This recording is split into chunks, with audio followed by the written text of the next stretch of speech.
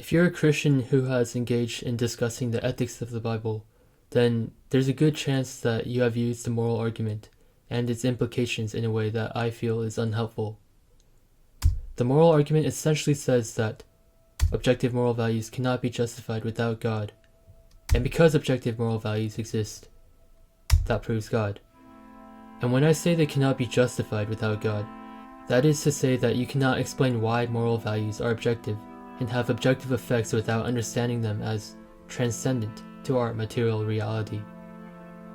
But the implication of that, which Christians often use against atheists, is when an atheist challenges an action of God in the Bible, or says that an ethical stance that Christians hold is wrong, Christians often reply that because the standard of morality atheists have is not objective, their objections to Christian ethics are invalid because they have no grounds to object to anything in terms of ethics.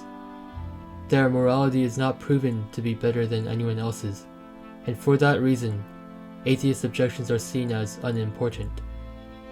However, on a purely logical basis, I believe this is already a flawed approach to discussing the ethics of Christianity, because I actually think that the idea that objective moral values cannot be justified without a transcendent basis is unimportant to whether an atheist has grounds to object to Christian ethics.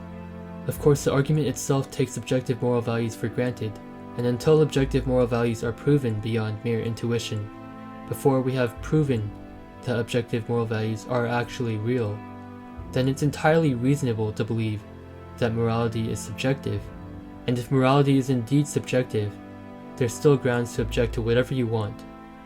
Because if morality is subjective, then the best we can do is build a preference-based morality. That means that we build the society we want to build, and that can even be based upon realizing what hasn't been good and adjusting our society based upon that. It's realizing the ideal that we've fallen short of. And finally, the justification of building a preference-based morality is that if objective morality is not proven and subjective moral values remain an option, there's actually nothing provably wrong with making a moral objection to anything. So we kind of have to prove objective moral truths do exist to determine that someone's objections to this objective moral standard that we hold is wrong. In fact, if we rely on intuition, then intuition often tells us that we should be making these moral objections, including to the things that God does in the Bible or to certain Christian moral stances. And even proving these transcendent ethical ideas does not prove that any single holy text of any religion is true. And with that, instead, I want to turn our attention to why we Christians should embrace atheists raising uncomfortable objections to Christian ethics.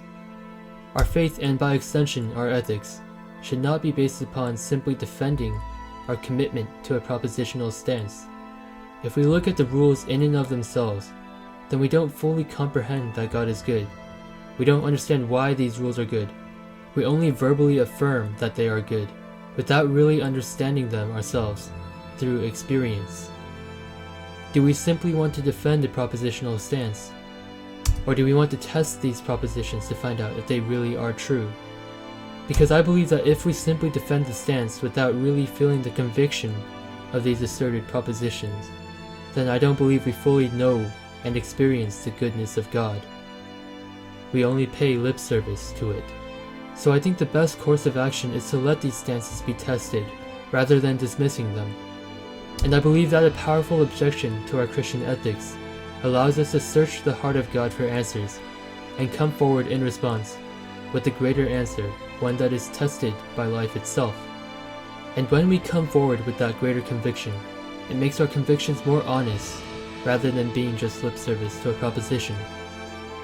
And that gives us greater answers to respond with, which will be more profound to those who seek the heart of God after we do.